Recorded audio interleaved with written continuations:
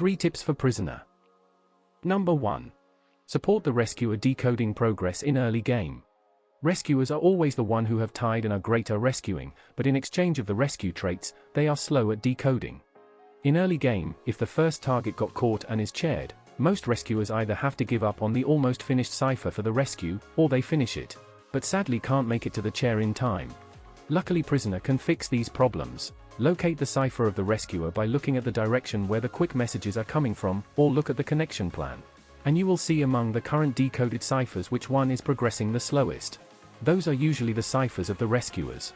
By helping them in early game you give your team a good start, especially because they don't have to worry about the unfinished cipher anymore, since it still always eats time running back to it. But remember, the farther away the connected cipher is, the more decoding progress is lost, due to transmission. To summarize it, green makes you lose 5% of the transmitted decoding progress, yellow 10%, and red 15%. Number 2. Keep always a connection on the cipher no matter what. There is a trait that makes prisoner decode 5% faster if he is on a connection, and even if you don't plan to transfer decoding progress, just keep the connection on in order to get the decoding buff.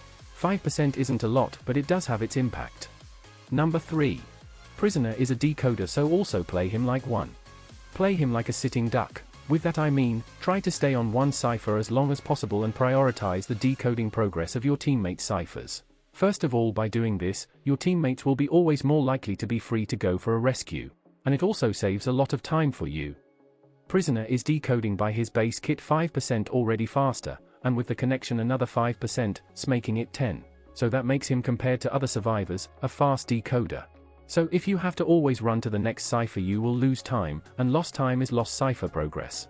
So if you see one of those more and start transmitting progress to your cipher, cut the connection and connect it with the other teammate's cipher.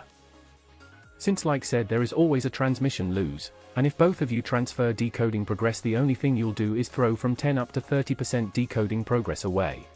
And yeah, those were my tips. Have fun screaming at your teammates.